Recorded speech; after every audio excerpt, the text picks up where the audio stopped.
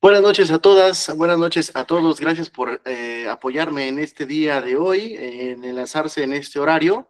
Sé que para algunos de ustedes es un tanto extraño, pero la realidad es que en el derecho no es tan claro como pensamos, y en algunas ocasiones tenemos que acatar instrucciones de las autoridades, y por eso entonces pues se nos llegan a empalmar horarios, y también pues les agradezco que me hayan comprendido en esta ocasión.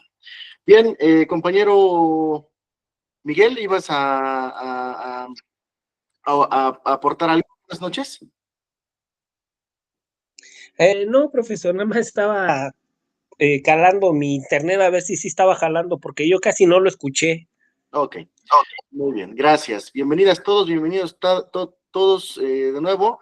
Vamos a comenzar. Bien, vamos a repasar un poco de lo que vimos la sesión pasada, que también no se videograbó, y esto quiero dejarlo aquí en esta sesión del día de hoy para poder comprender algunas otras cuestiones respecto del derecho objetivo y del derecho subjetivo, de las cuestiones que pueden ser eh, imperativas, abstractas, obligatorias, y de las cuestiones que van a ser permisibles, de las cuestiones que van a imperar sobre las libertades que todos y todas tenemos en el desempeño de nuestra vida común, puesto que el derecho, para que exista, pues necesita de sociedad, necesita de un gobierno, necesitamos un Estado de Derecho, necesitamos también ordenamientos jurídicos, o lo que se conoce como derecho legislado, y por otro lado también lo que tenemos como derecho consuetudinario. Bueno, pues estas cuestiones las vamos a tener que ver el día de hoy, y vamos a hacer unos ejercicios que tenemos aquí con ustedes, que más adelante conoceremos. Bueno, entonces voy a lo que nos ocupa, vámonos directos. Tenemos en pantalla, y repasando, leyes imperativas y leyes dispositivas. Nos dice que en el ámbito del derecho, la clasificación de las normas jurídicas es crucial para una correcta aplicación e interpretación. Dos tipos de leyes que juegan un papel fundamental en la regulación de las relaciones sociales son las leyes imperativas, ¿sí?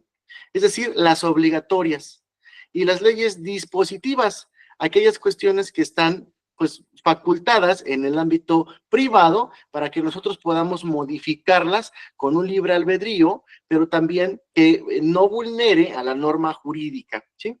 Bueno, entonces vamos a ver en la siguiente presentación otras características. Sí. Las leyes imperativas, también conocidas como normas del derecho público, son aquellas que establecen reglas obligatorias e irrenunciables, es decir, que ya fue legislado y que además nosotros no podemos renunciar a lo que ya estamos obligados mediante una ley. Estas leyes son impuestas ¿por quién? Por el Estado, ¿verdad? Y tiene en el ámbito del derecho positivo, por el Estado, y tienen como objetivo regular el orden público, proteger los derechos fundamentales de cada uno de nosotros, y también asegurar la seguridad social. A eso le vamos a denominar nosotros esfera jurídica.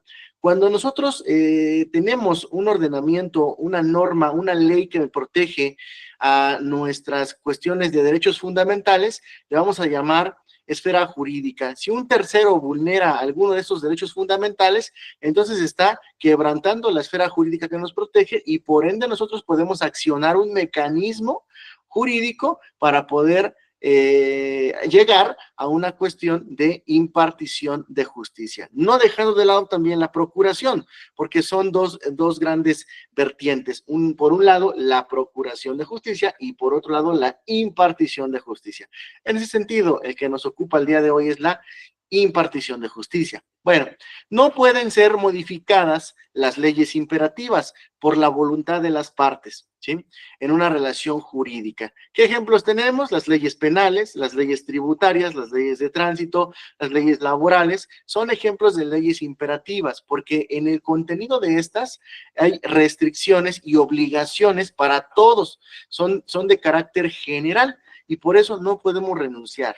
A modo de repaso también, respecto de la sesión pasada, vimos características de las leyes imperativas. ¿Cuáles eran? Bueno, primero, que eran obligatorias; segundo, que eran irrenunciables; tercera, que son de orden público; ¿sí?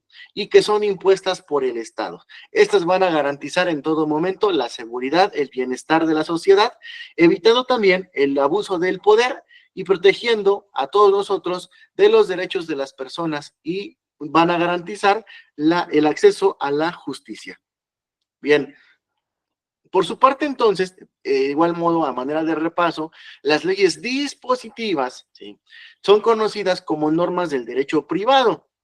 Son aquellas que regulan las relaciones entre particulares, pero permiten a las partes establecer sus propios acuerdos o convenios. Bueno, tan es así que nosotros podemos celebrar algún tipo de contrato, ¿verdad? De arrendamiento, un contrato de compraventa entre particulares, un contrato de mutuo, es decir, de préstamo de dinero, ¿sí? Alguna cuestión, es más, hasta testar podría establecerse como un derecho privado, porque el Estado te dice que puedes, pues, testar, ¿verdad? En un código, pero no te dice a quién.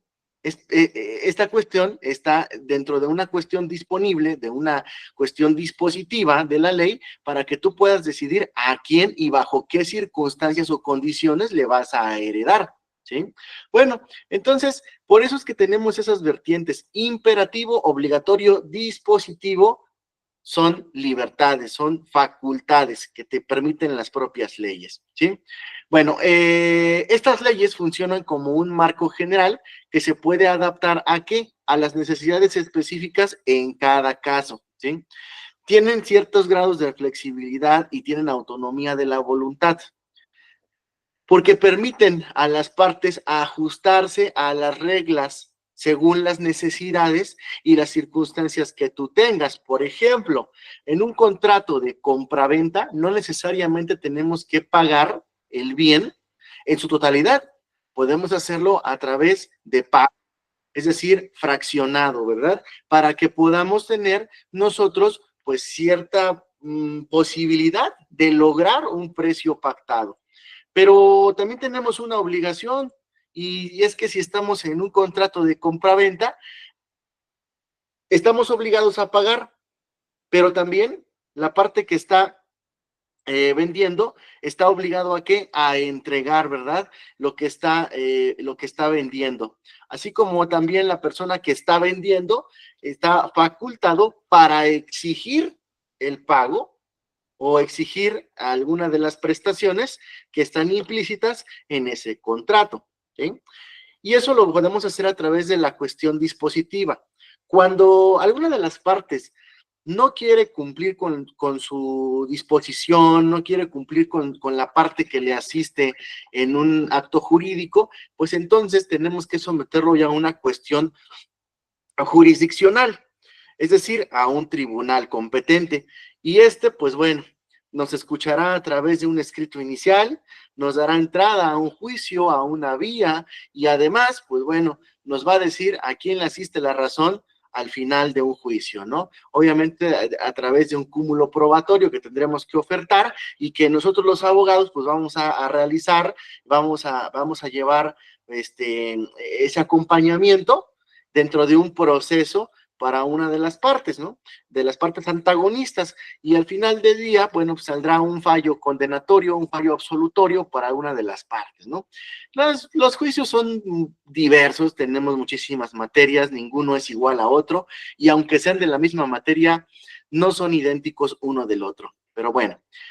También tenemos otra característica, que es la autonomía y la voluntad. Las leyes dispositivas respetan la autonomía de la voluntad de las partes, permitiéndoles negociar y acordar las condiciones en esas relaciones contractuales que se van a adquirir por algún acuerdo. Las características de las leyes dispositivas son flexibilidad, son supletoriedad, son de carácter modificable y no son de carácter obligatorio. Las leyes dispositivas solo se aplican en ausencia de un acuerdo expreso entre las partes. Las leyes dispositivas son modificables, puesto que las partes van a poder generar acuerdos internos mientras no vulnere normas imperativas. Por ejemplo, volviendo al supuesto de una compra-venta, yo puedo comprar y vender algún tipo de bien mueble, sin ninguna restricción, siempre y cuando esté dentro de lo permisible por una norma imperativa. Por ejemplo, puedo comprar un vehículo, puedo comprar una mascota, pero no puedo comprar una mascota que básicamente esté catalogada en peligro de extinción o especie protegida. Puedo comprar un vehículo, ¿verdad? Pero no puedo comprar un vehículo robado, ¿sí? Puedo comprar algún vegetal en un mercado, ¿sí? Cualquier hierba en una arbolaria, pero no puedo comprar marihuana, no puedo comprar opio, no puedo comprar amapola. ¿Por qué? Porque esto no está permitido, ¿no? Entonces, estas cuestiones dispositivas están disponibles siempre que no se vulnere una norma imperativa, es decir, que sea de carácter obligatorio para todos los demás y se tenga que respetar. ¿Sí? Bueno, son de carácter no obligatorio, ¿por qué? Porque las partes no están obligadas a aplicar leyes dispositivas si llegan a un acuerdo diferente que les resulte más conveniente, es decir, una salida alterna. Vaya, básicamente, ¿cuál es la única forma en la que puedo modificar un contrato? Bueno, a través de un convenio, ¿sí? Si el contrato ya está elaborado, ya está firmado, ya estamos sometidos a lo que diga el contrato, lo tengo que cumplir. Sin embargo, si no puedo hacer el cumplimiento por alguna situación, puedo modificar el contrato a través de un convenio y esto me generará la posibilidad de modificar las voluntades entre las partes sin necesidad de poder agotar todo lo que es la cuestión dispositiva, ¿sí? Y entonces someterlo a una ley imperativa. Entonces, me permite gestionar internamente entre las partes antagonistas de la cuestión jurídica ciertas acciones que puedo modificar. Por ejemplo, necesito más tiempo para poder pagarte porque tuve un imprevisto. Si hay un acuerdo mutuo, convenimos, establecemos el convenio y modificamos. Y la ley, a pesar de que ya feneció el tiempo establecido en el contrato y puedo yo accionar un mecanismo jurisdiccional para demandarte, a través de un contrato puedo dar una prórroga, puedo conceder un plazo externo, ¿sí? Esas son las cuestiones que se pueden realizar. En la praxis jurídica, cuando ustedes ya lleven algún tipo de asunto, normalmente decimos, bueno, una audiencia no es posible aplazarla, no es posible cambiarla. La realidad es que sí se puede, pero no es lo más sano. Eh, Normalmente uno cita a las partes que está representando y por alguna situación no llega o por alguna situación te dice no voy a poder ese día porque ese día sale mi niño de la primaria y pues yo tengo que estar con mi hijo en vez de ir al juicio. ¿Y tú qué hago? ¿No? Bueno, pues tienes que solicitar una prórroga y el organismo jurisdiccional o el órgano jurisdiccional te la puede conceder, sí, pero por única ocasión. No es como que estemos promoviendo a cada rato, a cada que se nos antoje a los abogados, pues alguna cuestión de prórroga. Y eso también entra dentro de las leyes dispositivas. Si bien es cierto, la autoridad te está marcando un día, un determinado día y hora para celebrar una audiencia, bueno, antes de que se celebre y obviamente con un tiempo que pueda también al menos acordar la autoridad jurisdiccional, pues se la pueden modificar, ¿sí? En algunos casos, hay algunas cuestiones de leyes penales o procedimientos penales que no se puede aplazar y se tiene que llevar, ¿sí? Entonces, bueno, aquí ya será todo un cúmulo de cuestiones que tendrán que analizar a lo largo de esta formación profesional, pero es bastante interesante cómo se van logrando las cuestiones dispositivas en la ley. Continuamos. ¿Cuáles son las diferencias entre las leyes imperativas y dispositivas? Bueno, son las siguientes. Las características, miren, las leyes imperativas siempre van a ser de carácter obligatorio e irrenunciable. Las leyes imperativas son de ámbito de aplicación del derecho público, ¿sí? Es decir, para todos. Las leyes imperativas tienen como objeto el orden público y los derechos fundamentales. Las leyes dispositivas van a ser siempre de carácter supletorio y modificable, ¿sí? Las leyes dispositivas son de ámbitos de aplicación del derecho privado. Y las leyes dispositivas tienen un objeto, la relación entre los particulares. Bueno, de esto también surge el derecho objetivo y derecho subjetivo, que vamos a ver un video. Bueno, para terminar entonces, los ejemplos de leyes imperativas y dispositivas. Una ley imperativa puede ser el Código Penal, la legislación tributaria o Código Tributario, la ley de tránsito o reglamento de tránsito, una ley laboral. ¿Por qué? Porque son aplicables a todos y todos la tienen que acatar, ¿sí? Nadie está fuera de la ley. Estas leyes establecen reglas obligatorias que todos los ciudadanos debemos de cumplir independientemente de nuestra voluntad, de nuestras creencias, ¿sí? Por lo tanto, los ejemplos de las leyes dispositivas son el Código Civil. ¿Sí? Si bien es cierto, el Código Civil maneja cuestiones dentro de un aspecto imperativo, ¿sí? Tenemos la posibilidad de modificar ciertas situaciones, ¿sí? El Código de Comercio lo mismo. Si bien es cierto, el Código de Comercio va a regular tanto empresas, va a regular como también acciones cambiarias, como títulos de crédito, también existen en estas áreas del derecho cuestiones dispositivas, por eso entran en esta rama. La ley de contratos, una ley general, pues también va a poder ser de un aspecto dispositivas, ¿sí? Estas leyes, ¿por qué son así? Porque permiten a las partes establecer en un ámbito privado sus propios acuerdos y sus propios convenios, como ya lo dijimos, siempre y cuando no vulneren una norma imperativa, ¿vale? Bueno, entonces ahora sí, vámonos al video. Bueno, primero les voy a explicar algo del derecho objetivo y subjetivo. Antes de ver este video que voy a compartir, el derecho objetivo y el derecho subjetivo no quiere decir que sean dos ramas del derecho. No, no, no. Por el contrario, es el mismo derecho, pero visto desde dos puntos de vista distintos, ¿sí? El derecho objetivo y el derecho subjetivo, ¿sí? Vamos a conocerlo en una presentación mediante un video y entonces después ya vemos el porqué de las diferencias, pero es el mismo derecho. No tenemos en este supuesto una rama objetiva y una rama subjetiva. Es el mismo derecho visto desde dos puntos de vista distintos. Bueno, voy a presentarlo.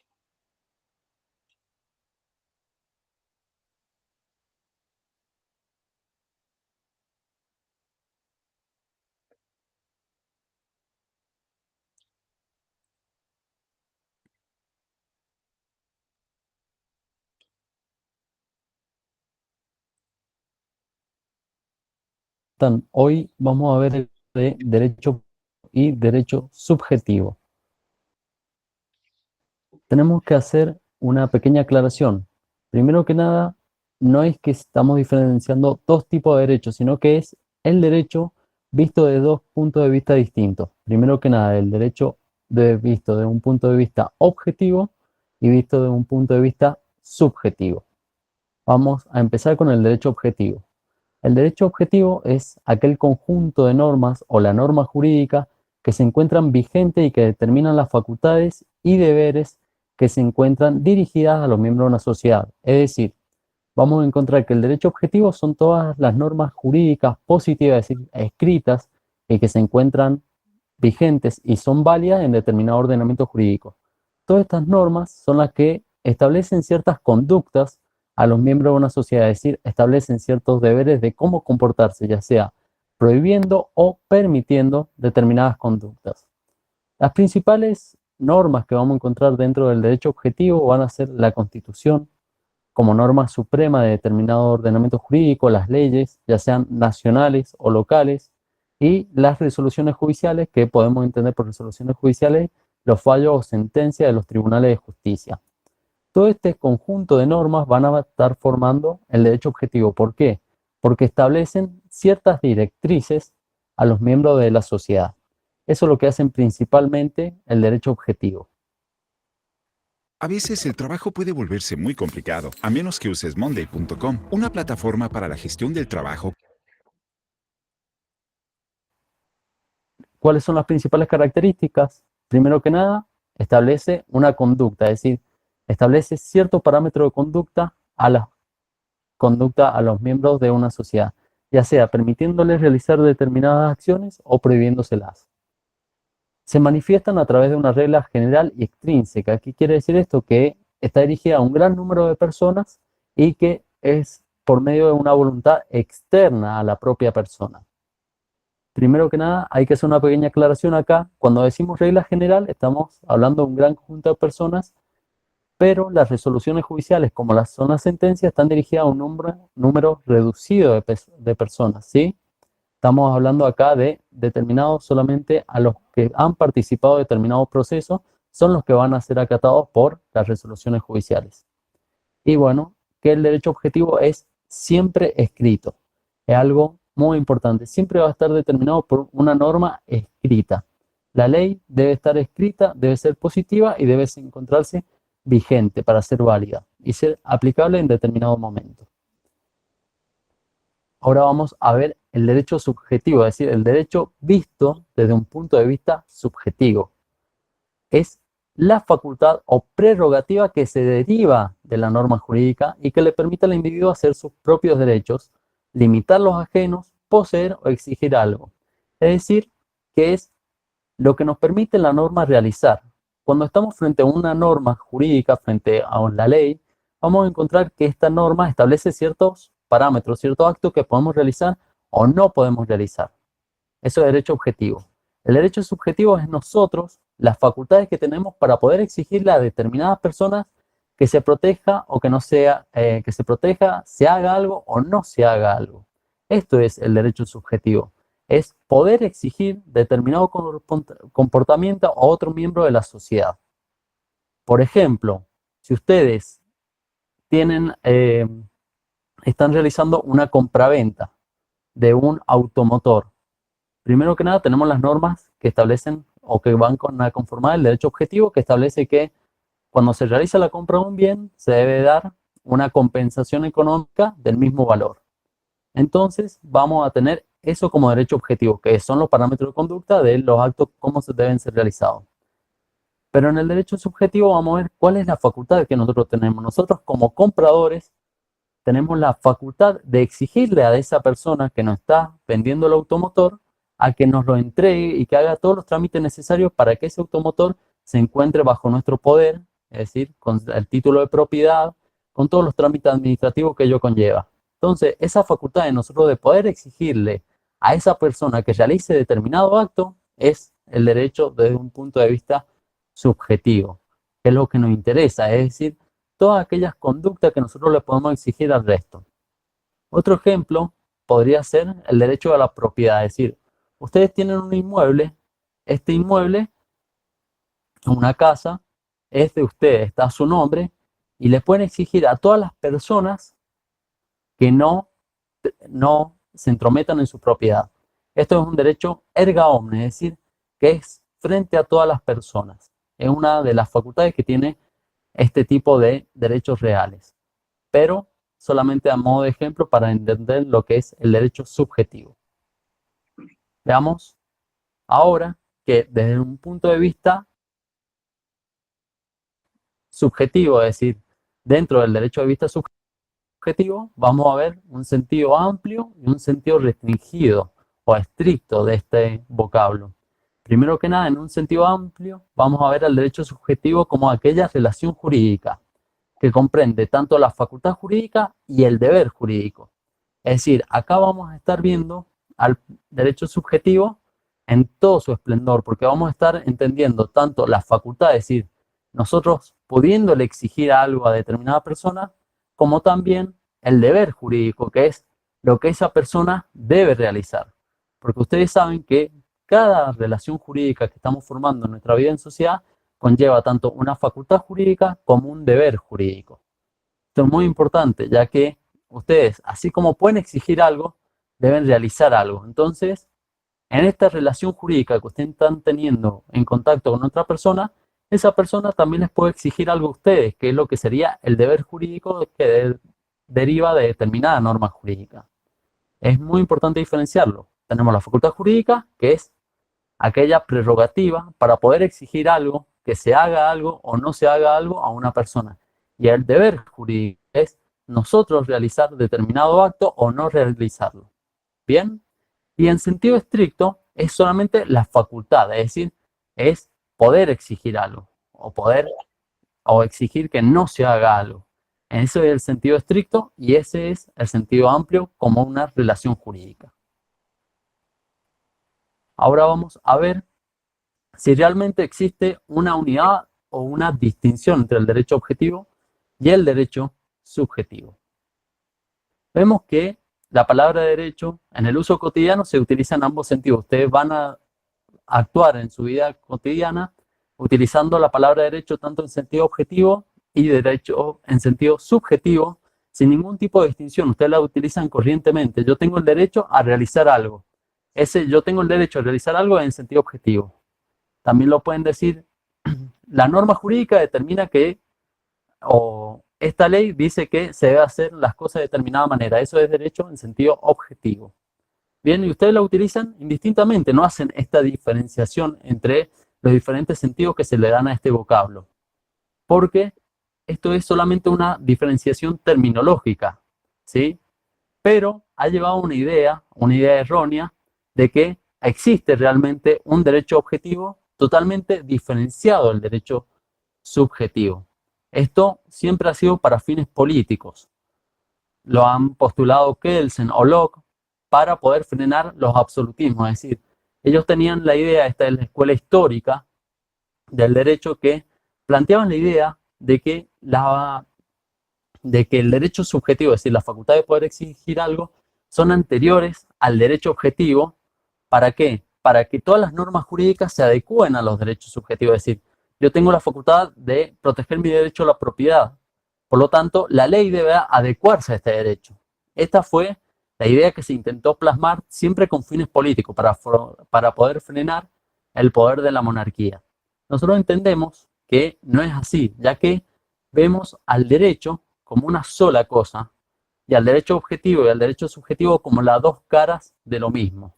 Es decir, vamos a tener al derecho y vamos a ver que de un lado es el derecho objetivo, que son las normas jurídicas que establecen ciertos parámetros de conducta, ya sean permisivos o prohibitivos, y del otro lado vamos a ver la facultad de exigir esas conductas que me está protegiendo el derecho escrito. Entonces vamos a ver que la misma cara que son las dos caras de una misma moneda. Tanto el derecho objetivo como el derecho subjetivo son la misma moneda. ¿Bien?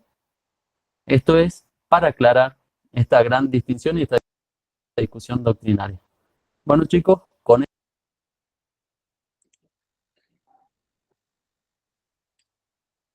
Bueno, entonces, relativo a este video, que básicamente es muy explicativo, es muy fácil de entenderlo, el derecho objetivo y el derecho subjetivo, ¿sí? Es, como lo menciona, la misma moneda con dos caras, ¿sí?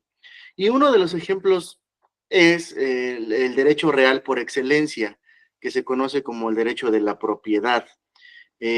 Cada uno de ustedes vive en un domicilio y ese domicilio tiene un dueño, tiene un propietario. Es decir, tiene una escritura pública que ha sido registrada bajo ese nombre y tiene un domicilio único.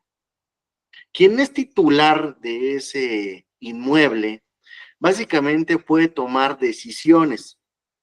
Y quien está como titular de ese inmueble, es decir, el propietario, tendrá la última voz también de lo que se decida dentro de ese inmueble. Por ejemplo, si estamos realizando una fiesta y el titular del inmueble dice que se acabó la fiesta y que todos se tienen que ir, ¿los demás tienen que acatar la instrucción o podrán pasarlo por alto?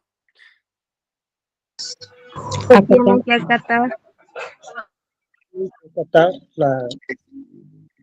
Exactamente, tiene que acatar, ¿verdad? Y entonces, ¿qué estamos ejecutando? ¿Un derecho objetivo o un derecho subjetivo?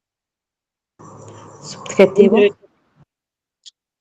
Exactamente, estamos haciendo uso del derecho subjetivo. ¿Por qué? Porque hay un derecho objetivo que me ampara para poder realizarlo, ¿sí? Lo mismo, en una cuestión de cuando los hijos viven en el domicilio y los hijos no quieren abandonar el mismo, ¿verdad? O han construido dentro de un inmueble y entonces ya se sienten dueños por el hecho de haber construido, y no es cierto, ¿sí?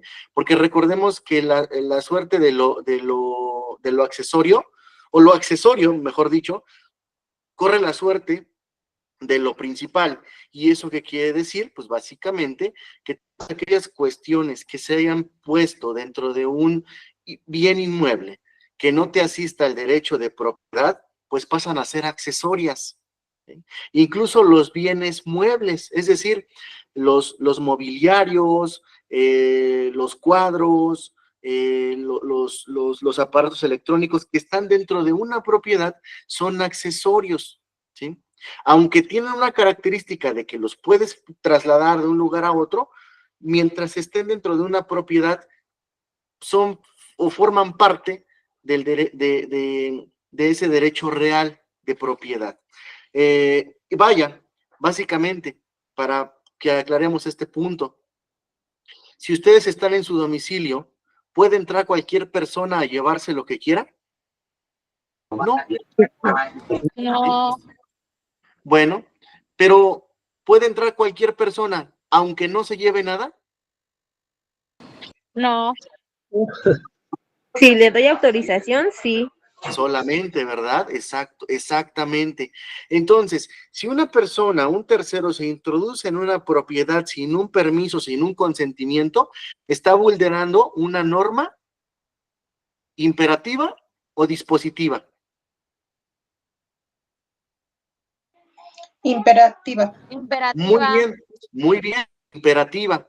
Y esa norma imperativa forma parte del derecho objetivo o subjetivo. Objetivo. Objetivo. Objetivo, exactamente, del derecho objetivo, es decir, que puede ser sancionado ¿por quién? Por la ley, porque esa conducta está tipificada como un delito, ¿sí? Un allanamiento. Y si la persona que se introdujo en el domicilio, sus intenciones era llevarse algo, esa conducta ahora está igual en el derecho imperativo o de la norma imperativa bajo la protección del derecho objetivo. ¿Y cómo se llamará ahora a ese delito? Ya no será allanamiento, ahora será Robo. muy bien, ahora se conocerá como robo, exactamente. Y como es del derecho regulado por un código, y ese código lo conocemos como Código Penal, ¿verdad? Y ese Código Penal no es único, tenemos 32 códigos en los diversos estados, así también tenemos un Código Penal federal, ¿verdad? Para delitos del fuero común, de los primeros, y para delitos del fuero federal en materia de toda la extensión territorial de México, ¿verdad? Bueno, pues qué bueno que va quedando claro estas situaciones del derecho. Vamos a continuar entonces con lo siguiente, vamos a conocer clases de normas o tipos de normas que tenemos también, pues en nuestro día a día, todos las manejamos. Déjenme presentar mi pantalla.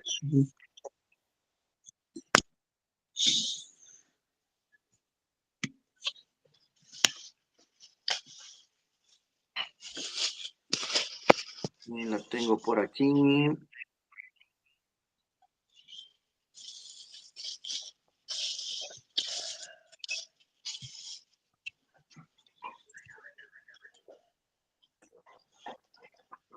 Creo que ibas a ir al banco. Bien, este curso no lo hemos realizado en su salón, ¿verdad? No. Bueno, entonces vamos a conocer.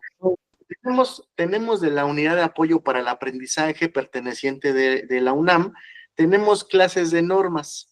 Vamos a conocerlas, y de hecho este tipo de material está en el PDF que les mandé de la unidad 3, me parece, porque es parte de esto, de este mismo. Entonces vamos a conocerlo. Dice, el ser humano, nosotros, somos sociales por necesidad de supervivencia biológica, y necesitamos al derecho para regular la conducta de las personas con el propósito de asegurar la convivencia social, ¿sí? Es decir, nosotros estamos como sociedad, necesitamos que nos regule. No obstante, el derecho por sí mismo es insuficiente para alcanzar tal fin, es decir, la convivencia social. Ante tal situación, se inventaron distintos órdenes normativos para regular la conducta social de manera simultánea, dando como resultado la configuración de 4 tipos de normas. ¿Cuáles son estas? Bueno, en estricto sentido, y no es la primera, pero en estricto sentido es la norma jurídica, la norma moral, la norma religiosa y los convencionalismos sociales.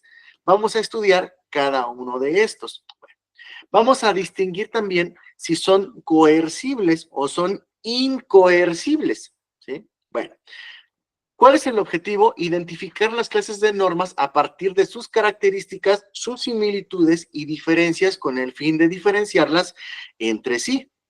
Bueno, a los órdenes normativos se les denomina complejos normativos y se definen de esta forma: el conjunto de reglas que regulan el comportamiento de las personas con el propósito de asegurar la convivencia social.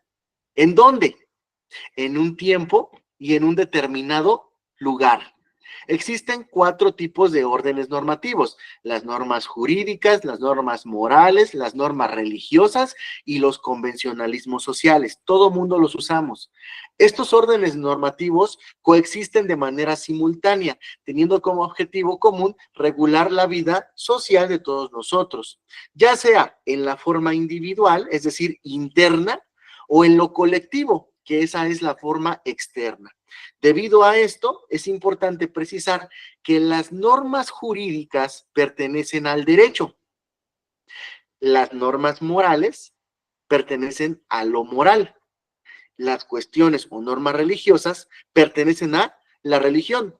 Y los convencionalismos sociales son reglas específicas para un trato social. Cada una tiene características específicas que son necesarias diferenciarlas. Si no las conocemos, en esta cuestión estaríamos expuestos a cometer serios errores conceptuales. Entonces, este curso nos va a llevar de la mano para que podamos entender cuáles son sus diferencias. De acuerdo con el jurista Leonel Pérez Nieto, las normas jurídicas son las reglas de conducta, ¿pero qué? Bilateral, ¿sí?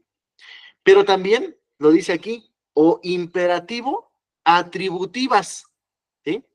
Es decir, las normas jurídicas, para que existan, tiene que existir una bilateralidad. También son coercibles, es decir, son sancionables y pertenecen a las heteronormas. Vamos a revisar el siguiente recurso que está en esta unidad para conocer cada situación que está manifestando el jurista Leonel Pérez Nieto. Bueno, son bilaterales imperoatributivas. ¿Por qué?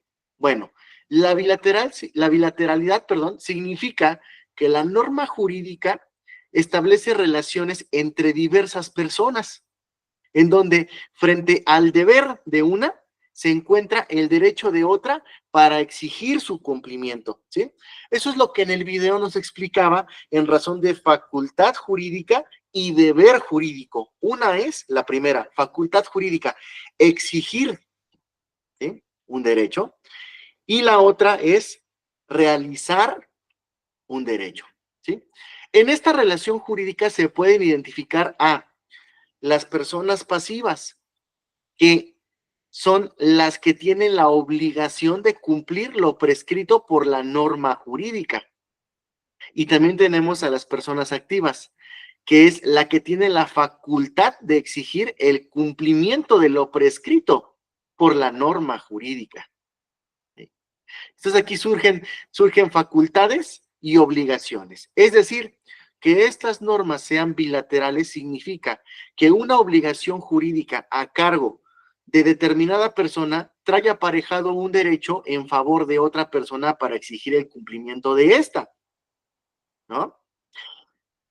Si yo les vendo un vehículo en un determinado precio, ¿ustedes qué tienen que cumplir? El pago. Pero una vez que ustedes hicieron el pago, ¿yo qué tengo que realizar? La entrega del vehículo. La entrega, ¿verdad? Pero ya vieron cómo el papel es cambiante de persona activa a persona pasiva, porque yo te estoy vendiendo, tú estás interesado. Si tú quieres el bien, págamelo. Y una vez que me lo pagaste, tienes el derecho de exigirme la entrega. Muy bien. Las obligaciones jurídicas constituyen deudas, toda vez que en su observancia pueden exigirse en ejercicio de un derecho por un sujeto distinto del obligado. Bueno, vamos a pensar en un pagaré. Me acerco con uno de ustedes y les digo, ¿sabes qué? Pues la verdad no me ha llegado la quincena, ando corto, préstame una lana, ¿qué te parecen si me prestas 50,000 pesos? Oye, maestro, pues no se le hace mucho porque para llegar a la quincena faltan 7 días aproximadamente. No, tú préstame, es que tengo que pagar otras cuestiones. Bueno, pues te los presto, pero fírmame un pagaré. Órale, está bien. El pagaré tiene aparejado un vencimiento, ¿sí? Cuando se llega el vencimiento, ¿quién puede exigir el pago? Ustedes, ¿no? ¿Por qué? Pues porque ustedes son acreedores y yo soy un deudor. Y una vez que se venció ese plazo, ustedes ya me lo pueden exigir. ¿Vale? ¿Y yo qué tengo que hacer? Cumplir con mi obligación, y mi obligación es pagártelos. ¿Por qué? Porque hubo un convenio. ¿Sí? Que en muchas de las cuestiones no necesito generar un contrato de mutuo, por ejemplo, en el sentido del dinero, de préstamo, para poder establecer un préstamo. Lo puedo hacer a través de un título de crédito denominado pagaré y surte efectos jurídicos, ¿sí? Más, lo puedo hacer en una servilleta y va a surtir efectos jurídicos. ¿Por qué? Porque hay características en el derecho que se tienen que cumplir. Por ejemplo, una leyenda que diga, debo y pagaré. ¿A quién? A un acreedor, a uno de ustedes, ¿no? Y una fecha de vencimiento. ¿Para qué? Para que a la llegada de esa fecha me puedan exigir la obligación del cumplimiento. Lo mismo en un contrato de arrendamiento. ¿Cada cuánto se paga la renta? Cada mes. Y una vez llegado el mes, ¿me pueden exigir el cobro? Sí. ¿Tendrá derecho el arrendador frente al arrendatario de poder exigirle el pago de la renta cuando no ha vencido el mes de renta? No. No, ¿verdad? No. Entonces, en ese supuesto jugamos como en las figuras de la persona pasiva y la persona activa en el derecho, ¿sí? Y si la cuestión exigible no se cumple, entonces, según la condición que yo esté jugando de persona pasiva o persona activa, me va a dar la característica o la cualidad de poder accionar un derecho objetivo y entonces llevar esa situación ante un órgano jurisdiccional para que éste conozca y obligue, por eso es coercible, y obligue a la otra al cumplimiento, ¿sí? La condene, la obligue, por eso es coercible, el derecho es coercible en las cuestiones jurídicas, ¿sale? Lo mismo en el derecho penal.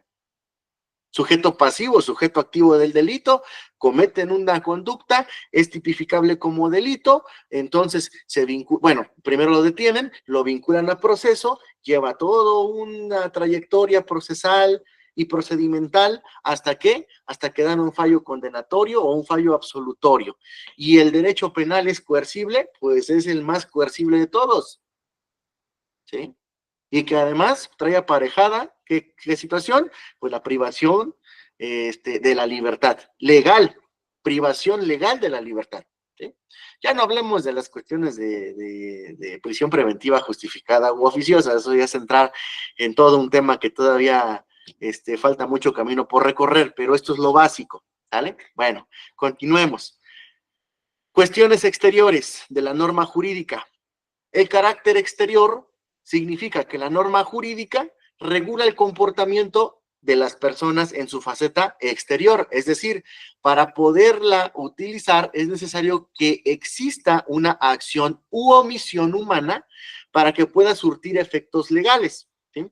Conducta de acción, conducta de omisión, conducta de comisión por omisión. ¿Sí?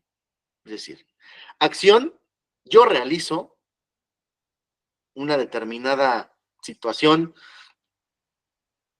a través de mi conducta.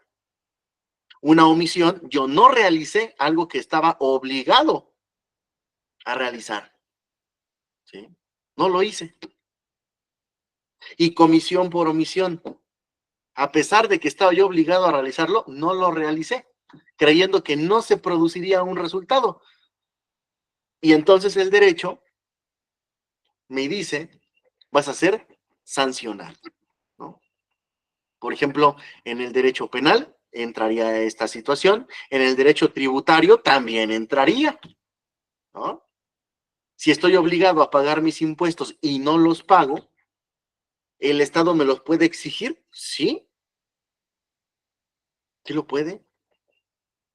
¿No?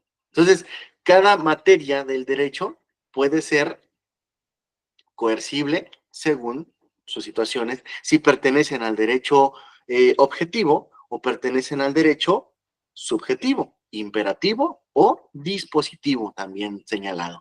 Bueno, de manera simultánea, el carácter exterior se refiere a que las normas jurídicas principalmente se encargan de sancionar las conductas externas de las personas y de manera secundaria el aspecto interno o íntimo solo cuando trae una consecuencia jurídica únicamente.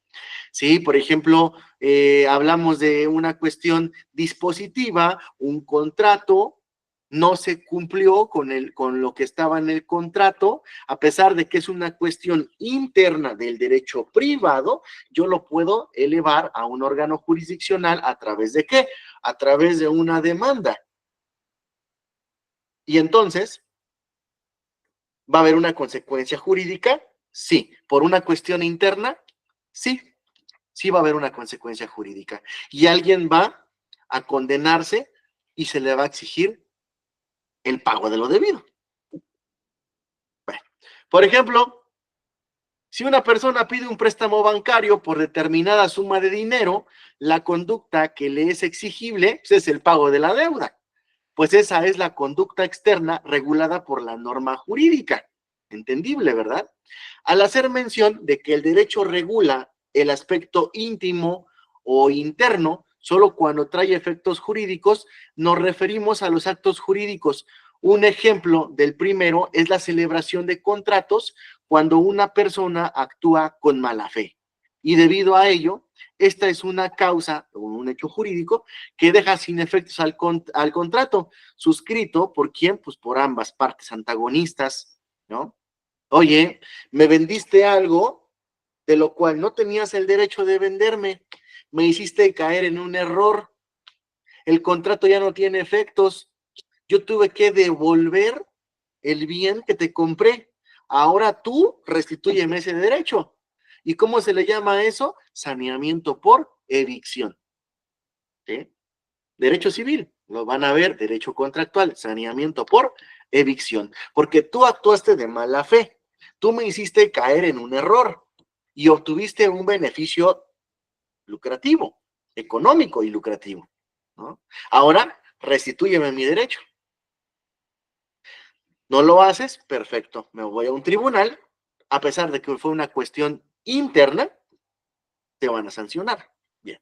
Este acto jurídico es resultado de la voluntad humana que se ve reflejada en la mala fe, entendida esta como una conducta interna que, de comprobarse, produce la nulidad del contrato. ¿Por qué? Pues por la mala fe, estrictamente, pero hay una consecuencia jurídica. Bueno, conozcamos ahora la coercibilidad. Bien, ¿quién levantó su mano?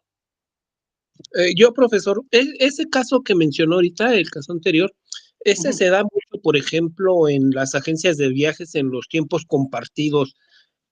Son muy engañosos, son muy avanzados, porque incluso los venden dobles, y ha llegado las veces que llegan las personas al mismo tiempo y dicen, pues si yo lo acabo de comprar y yo también, y ahí están peleando, cuando en realidad deben de pelear los tiempos compartidos con las agencias de viajes o con esas personas que los venden, Sí, buscando y abusando, ¿no?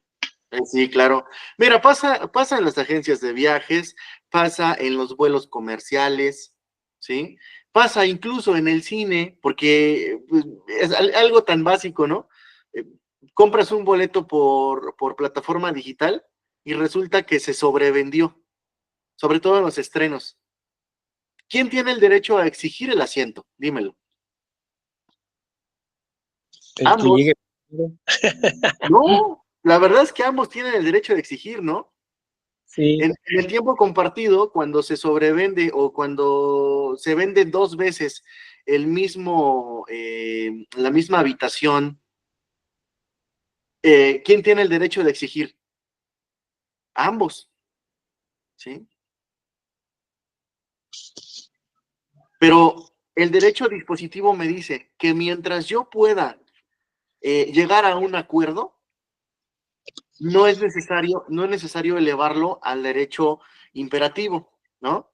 Entonces, quizás la agencia de viajes o la agencia de espectáculos o el cine dice, ok, mira, te ofrezco esto, ¿no? Sí, hay un tiempo compartido que se vendió 2 veces, tenemos una incidencia, te ofrezco cambiarte de habitación, te puedo dar ciertos beneficios, te puedo ofrecer mayores días o te puedo mandar a otro hotel de mayor categoría para que no haya ningún tipo de malentendidos, ¿no? Mientras tú lo puedas negociar, es permitido y es parte del derecho dispositivo, ¿sí? Uh-huh. Pero cuando no se puede negociar, cuando no hay un acuerdo, hay una negación, entonces ya la parte que resulta más afectada tendrá toda la facultad para poderle demandar y exigir a través de un derecho objetivo imperativo, ¿sí? Obligar al otro a que, pues, a que le responda, bueno, si yo no voy a ocupar y te pagué, regrésame mi dinero. ¿Y qué dicen las agencias de viajes? Te regreso, pero cierta parte. No, me tienes que regresar el 100% del dinero e incluso una indemnización. Claro. ¿No lo vas a hacer? Bien, no hay problema. Yo tengo todo el derecho para podértelo exigir a través de un mecanismo jurisdiccional y eso pertenece al derecho objetivo imperativo, ¿sí? Entonces, es un juego jurídico, pero que al final del día dicen, primero en tiempo, primero en derecho. ¿A quién le asistirá el derecho de exigir? A ambos, porque ambos compraron ese boleto, ambos compraron ese tiempo compartido. ¿A quién le vamos a dar el beneficio de poder utilizarlo? Quien compró primero, ¿no? Al que compró primero, ¿verdad? Primero en tiempo, primero en derecho. Y entonces al otro, pues le tenemos que ofrecer algo. Y si no está dentro de mis posibilidades, probablemente entonces ya tenemos ahí un conflicto jurídico y tenemos que hacer uso de un licenciado en derecho, de un abogado que pueda promover una demanda en contra de una empresa o promover una demanda en contra de una persona o incluso promover una denuncia a cualquiera de estos, ¿no? Personas físicas o personas morales. Bien, ¿quién más levantó su manita? Yo, profe, buenas tardes. Esto también aplica para, por ejemplo, los eventos de música o de algún artista que sobrevenden igual o duplican los boletos, que mucha gente se queda fuera porque resulta que al escanear el boleto, pues el folio de este ya está duplicado. Sí, así pasa. Incluso, bueno, aquí la cuestión, ¿no? Algo bien interesante, fíjense qué pasa con eso de los eventos de conciertos. Se sobrevenden boletos. Llegas y ya no hay lugares. Incluso te escanean el boleto y los dos son válidos, pero están, pues el folio está vendido 2 veces o más veces incluso. ¿Qué dices? Bueno, ok, no me das el acceso, yo ya pagué, tengo el derecho de exigirlo, ¿no? Cuando nosotros vamos a la Profeco tiene una regulación jurídica. La Profeco dice, ok, primero me voy a ir a la parte de la mediación o la de negociación. Eso sería parte del derecho dispositivo, ¿verdad? Poder generar un acuerdo entre las partes voluntario, ¿para qué? Para que resolvamos el conflicto. Pero cuando no puedo, porque no hay una voluntad en ambas partes, entonces someto a una cuestión objetiva y entonces sanciono a la empresa, pero también le digo, le tienes que reponer el dinero y le tienes que indemnizar el dinero, ¿no? Hay mucha cuestión de voluntad en esto, porque hay gente que dice, perfecto, es que hay otra fecha. Ok, no te preocupes, garantízame que en la siguiente fecha puedo entrar y no hay bronca. Y muchas personas a lo mejor somos de este concepto. Sí, ya gasté, ya invertí, bueno, está bien, pero si puedes restituirme mi derecho, hazlo. Y otras dicen, yo ya no puedo, no tengo el tiempo, solamente pedí estos días en mi trabajo, entonces, ¿sabes qué? Dame mi dinero y indemnízame. Y entonces, pues lógicamente una persona física o una persona moral no lo va a hacer, ¿verdad? Va a decir, no, tienes que obligarme. ¿Cómo te obligo? A través de una institución, a través de una cuestión jurisdiccional. Sobre todo porque en esta compra de boletos existen contratos adhesivos, así se conocen, en donde nosotros no es necesario que plasmemos una firma, pero damos un consentimiento y ese contrato adhesivo está registrado ante Profeco y está registrado también incluso en el Diario Oficial de la Federación para que forme parte de un listado de contratos adhesivos. O cuando van ustedes al banco, cuando abren una cuenta bancaria, ¿a poco leen el contrato? Totalmente. Pues no. Es un contrato adhesivo, únicamente dicen firma aquí, firma allá, y cuando tienen dinero, pues resulta que si tienen más de 100,000 pesos, les cobran una comisión, o el manejo de cuenta, y de repente tenían tanto, pues resulta que ya les volaron ahí unos 400 pesos, ¿no? Y pues dicen ustedes, pero es que no es justo, y van al banco, y ¿qué les dice ¿cómo se les llama? El ejecutivo de cuenta? Es que está en su contrato. ¿En dónde que no lo vi? Pues no lo leí, ¿no? Bueno, estas cuestiones forman parte de ejemplos de lo que es el derecho objetivo y el derecho subjetivo, imperativo y dispositivo también, ¿sí? Son formas de que vamos a ver al derecho, ¿no? Nuestras cuestiones de facultades para exigir y facultades para realizar. Bueno, seguimos entonces. No vi quién participó, pero sí le aclaré su duda. Sí, profesor, claro, sí. Sí, profesor, gracias. Okay. Sí. Bueno, estábamos en coercibles, ¿no? Entonces, ¿quién puede ejercer la coercibilidad? Pues básicamente es una institución, un ente que fue creado por parte de quién, del Estado, para poder hacer una impartición de justicia, ¿sí? Bueno, otra característica de las normas jurídicas es que son heteronómas. La heteronomía de la norma jurídica significa que quien inventa la norma es un ente distinto de la parte destinataria a ella, y esta le obliga, aun cuando no sea reconocida por esa dicha parte. Este ente puede ser ¿quién? El poder legislativo, ¿sí? Por eso tenemos el derecho legislado, porque hay una forma de creación de las leyes. Pero también tenemos al Poder Judicial. ¿Y el Poder Judicial qué hace? Ejecuta, acciona las leyes y es quien dice quién va a ser condenado, quién va a ser sentenciado, ¿sí? Al cumplimiento de una determinada obligación. Bueno, tratándose de conductas externas, ¿sí? No obstante, cuando la norma jurídica regula el aspecto interno, el convenio es la autoridad suprema que impone obligaciones y nos concede esos derechos, aun cuando sea de acuerdo de voluntades, ¿sí? Internamente, ¿ok? Aunque la ley objetiva me refiera o manifieste una formalidad, yo la puedo modificar a mi conveniencia, a mi libre albedrío, siempre y cuando no represente una violación al derecho objetivo. No se cumplió, perfecto. Las cuestiones internas las puedo elevar a un órgano jurisdiccional, quien va a ser el encargado de llevar un procedimiento y sancionar a una de las partes o condenar al cumplimiento, como ya lo habíamos establecido. Bueno, eso nos lleva también a tener una distinción de las normas morales. La moral es una disciplina que estudia a la luz de la razón, la rectitud de los actos humanos con relación a qué, al último fin de la humanidad o a las normas que se deriven de nuestro último fin. Vimos nosotros el trípode filosófico jurídico. Y dentro de esta cuestión del trípode filosófico jurídico, tenemos una acepción ya establecida de lo que es la filosofía del derecho, el epicureísmo, el estoicismo, y lo que realmente tú, en tu forma interna, concibas como una norma moral, una norma de comportamiento moral, aceptada ¿por qué? Por la sociedad. Bueno, debido a la importancia de la moral en la dimensión de la regla de las conductas, vamos a utilizar, como lo refiere el curso, la tesis de Álvarez Ledesma.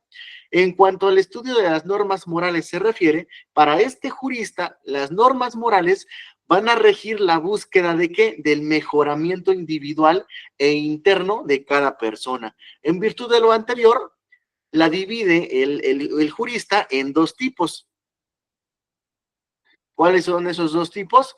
La moral social positiva vigente y la moral ideal o crítica. Antes de pasar, vamos a terminar la lectura. Es importante destacar que tanto la moral como el derecho son creaciones humanas, de tal suerte que lo histórico y lo cultural también afectan a la moral social, sujetándola a ¿qué? A transformaciones que en todo orden reproduce o produce el paso del tiempo y a las distintas cosmovisiones que las personas, tú, yo, cualquiera, tenemos. Todo lo anterior nos permite identificar las características de las normas morales que, a propuesta de Manuel Ovilla, son las siguientes. Primero, la norma social positiva y vigente son el conjunto de reglas de carácter incoercible. Es importante que anoten esto. Incoercible. Una norma moral social positiva es incoercible. ¿Por qué? Porque son socialmente aceptadas, que prescriben lo que está bien o lo que está mal, lo que hay de bueno o lo malo, lo que debemos o no hacer en nuestra relación con las personas. Nos da un ejemplo. En México, el adulterio es una conducta socialmente prohibida que no está sancionada por la norma jurídica, ¿no? Basta con echar un vistazo a lo que era la legislación civil familiar hace 30 años, hace 20 años, para no irnos tan lejos, no hace 30, hace 30 años, para no irnos tan lejos. El adulterio era una causal de divorcio. Y hoy en día, pues ni causales de divorcio existen, ¿no? Por eso ya tenemos una figura del incausado, sin causa alguna. Entonces, ¿una persona puede cometer adulterio? Sí. ¿Lo voy a sancionar jurídicamente? No. Socialmente, ¿cómo vemos al adulterio? Mal. Mal, ¿verdad? Entonces pertenece ¿a qué? A una cuestión de bien o del mal, pero también nos indica lo que debemos o no debemos hacer, ¿no? Si tenemos una relación de novios, ¿será correcto que yo la engañe a ella? No. Pues No. Moralmente hablando, no. exacto, moralmente hablando, ¿verdad? Pero bueno, ¿me podrán ustedes llevar a la cárcel porque engañé a mi novia, abogadas, abogados? No. No, no hay ese tipo de repercusiones. Pues no, ¿verdad? Únicamente, ¿quién me va a sancionar? Pues la sociedad me dirá, pues eres un infiel, ¿no? Ya, nada más quedará ahí. En una cuestión de un matrimonio, Es un acuerdo de voluntades, es un contrato nupcial, una cuestión jurídica. Si yo cometo adulterio, ajá, ¿es un acto bien o mal? Pues es malo, ¿verdad? Está mal, ¿sí? ¿Pero me van a sancionar por ello? No, No. Bueno, a lo mejor mi esposa va a decir,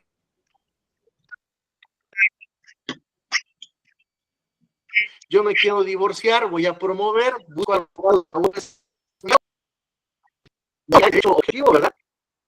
¿A qué? A que si tengo hijos, tengo que comprometerme a darles mano. a una pensión alimenticia, ¿sí? Si me casé bajo el régimen de sociedad conyugal y tengo bienes, tengo que hacer un proyecto de repartición de los bienes, ¿sí?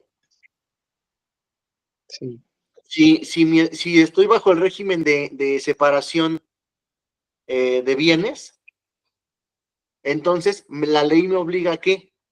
A una indemnización o compensación económica, ajá, al cónyuge o al consorte que se dedicó preponderantemente al hogar y que no pudo generar bienes, que en el 80% de los casos es la mujer, ¿no? ¿Por qué? Porque vivimos todavía en México en un sistema hegemónico. Entonces, en esa cuestión, ahí sí puedo ser sancionado. Ajá. Pero no voy a ser sancionado por el adulterio, sino porque mi pareja, mi esposa, quiso promover un divorcio y la ley le asiste. Y la ley asiste a los menores, ¿no? Entonces, ¿ya vieron la diferencia entre el derecho objetivo y subjetivo? Ahora, en el derecho civil, si bien es cierto que un órgano jurisdiccional me dice, ok, tienes que dar la manutención de tus menores, de tus acreedores alimentarios, y me dice la ley que al menos tiene que ser por un UMA al día, por menor, ¿sí? Pero independientemente de eso, mi esposa en la demanda inicial me está solicitando una garantía económica, o también me puede solicitar si es que tengo un trabajo fijo, estable. Vamos a suponer que soy docente. Bueno, sí soy, pero soy maestro y pues obviamente cobro una nómina. Me demanda una pensión provisional del 50% de mi salario, o de mi sueldo, perdón, de mi sueldo. Son diferentes, salario y sueldo. Y entonces yo quedo así de, ¿qué hago? No, pues creo que es demasiado lo que me estás descontando, porque yo también tengo necesidades básicas, ¿no? Entonces, ¿puedo llegar a un convenio en un órgano jurisdiccional en este supuesto de materia civil? La respuesta es sí. Uh-huh. Y puedo modificar, llegar a un acuerdo. Por eso se le dice en un aspecto provisional, una pensión alimenticia provisional. ¿Por qué? Porque voy a tener que entrar a una audiencia y voy a tener que manifestar mis puntos de vista, mi postura subjetiva y poder reducir ese monto o comprometerme a algunas situaciones, ¿no? Entonces, eso hay una parte en donde dices, si la ley me obliga, es objetiva, pero si tengo forma de modificar, entonces, ¿qué es? Subjetivo dispositivo. Y los jueces tienen que tomar fallos a través de lo que está establecido en la cuestión imperativa objetiva, pero también tienen que escuchar lo que las partes manifiestan del derecho subjetivo dispositivo. Y eso es crear derecho. Por eso no podemos estar los abogados nada más pensando en lo que dice la ley es estrictamente lo que se va a hacer. No, porque también hay otra cuestión, otro punto de vista de ver al derecho, ¿no? Bueno, qué interesante. Moral ideal o moral crítica. nos dice, son principios o reglas de orden ideal que son parámetros de bondad o maldad, criterios de correcto o incorrecto para justificar o condenar la conducta humana. Por ejemplo, no mentir es una regla de conducta optativa, depende de cada persona, ¿no? Entonces, la moral ideal nos distingue nuestros propios criterios. El ejemplo que ponen es si miento o no miento. ¿Dónde estuviste anoche? Con unos amigos. No es cierto, no estuve con unos amigos. Quizás estuve en casa de alguna amiga, pero no voy a decir esa verdad porque me va a traer una consecuencia con mi pareja o con quien yo viva. Y entonces, cambio mi moral y yo sabré si miento o no miento. Pero también no puedo ser sancionado por por una cuestión moral, ¿sí? Es incoercible. Bueno, dice, es importante destacar que tanto la moral como el derecho son creaciones humanas, de tal suerte que lo histórico y lo cultural también afectan a la moral social, sujetándola a transformaciones que en todo orden produce el paso del tiempo y a las distintas cosmovisiones que tú y yo, las personas o las civilizaciones poseen. Todo lo anterior nos permite identificar las características de las normas morales, que a propuestas del autor o del jurista Manuel Ovilla son unilaterales, interiores, autónomas e incoercibles. Unilaterales porque imponen obligaciones, pero no conceden facultades para exigir el cumplimiento de la obligación. Son interiores porque le interesa el fuero interno de las personas y los actos externos solo le importan en cuanto descubren la bondad o la maldad interna. Son autónomas porque son imperativas por la voluntad obligada, es decir, una autolegislación. Tienen esa característica porque su fuente está en la voluntad de quienes deben acatarlas.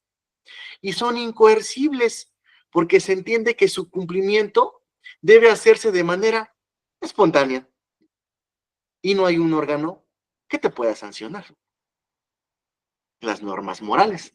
También es importante destacar que por más que la moral social atienda a comportamientos relacionales, sus prescripciones están muy vinculadas al aspecto íntimo de las personas, es decir, aluden a su virtud moral.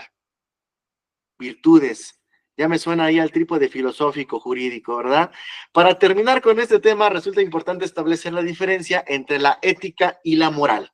La primera, la ética, es una rama de la filosofía, que se define como la teoría de la conducta, que nos permite diferenciar entre lo bueno y lo malo. Por su parte, la segunda se define como el conjunto de reglas del comportamiento humano, la moral, que sirve de parámetro para diferenciar entre lo bueno y lo malo.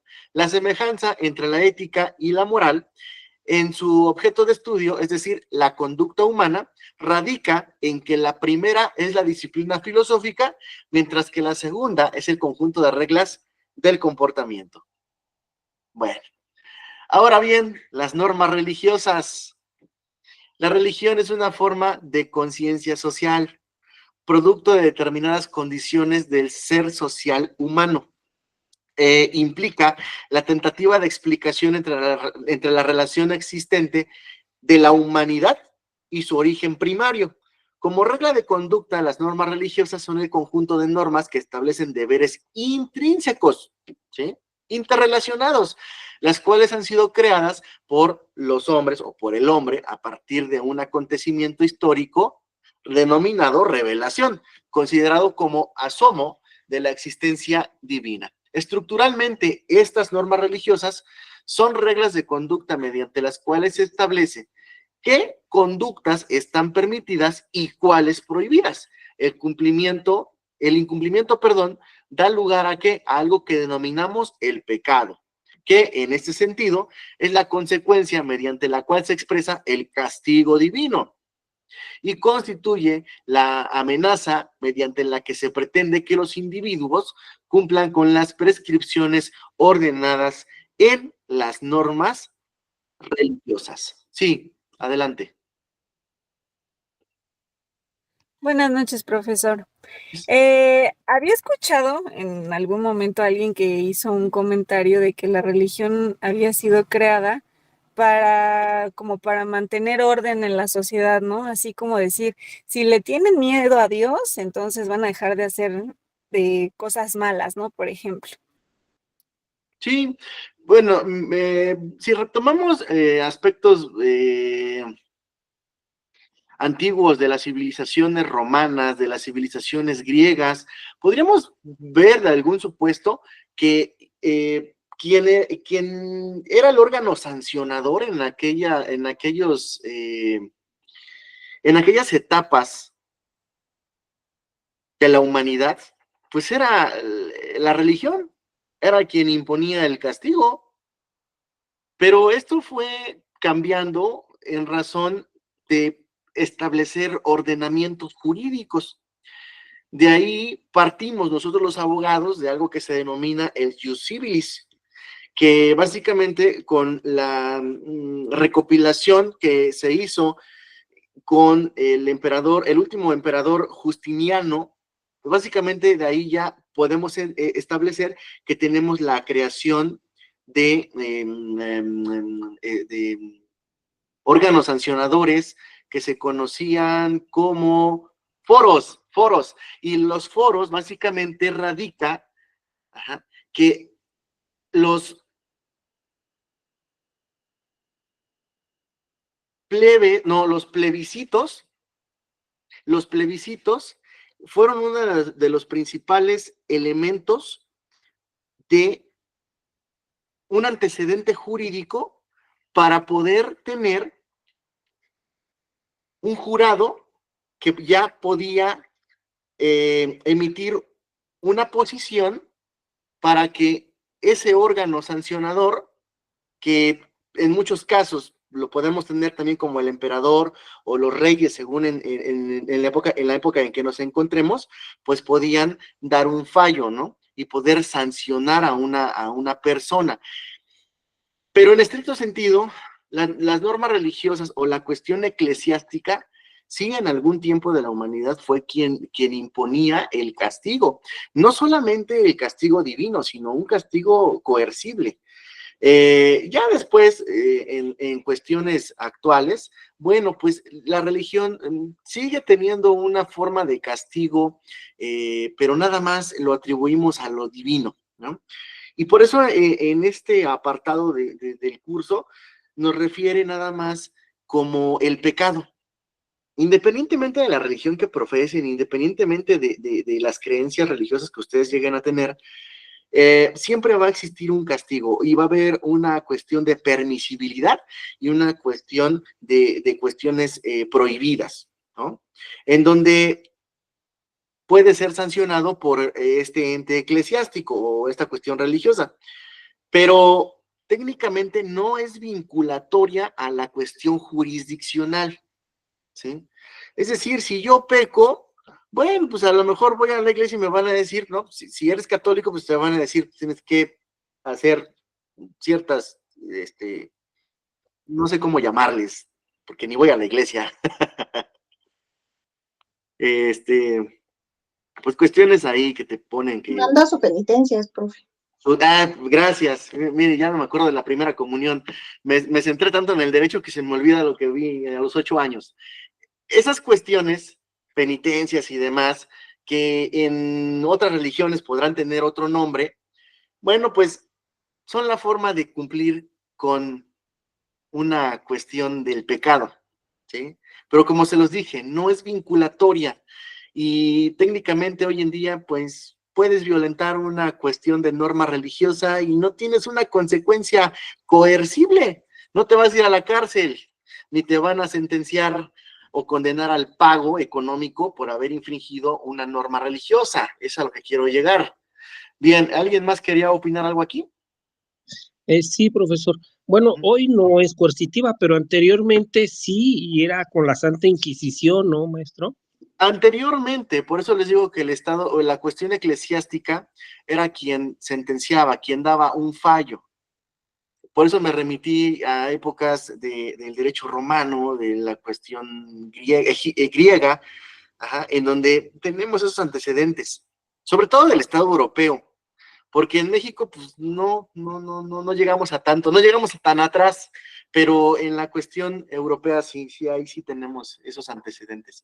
Miren, eso lo podemos ver incluso, o sea, una parte, pues son de primero, ya me acordé. Bueno, habrá quien lo sepa, ¿no?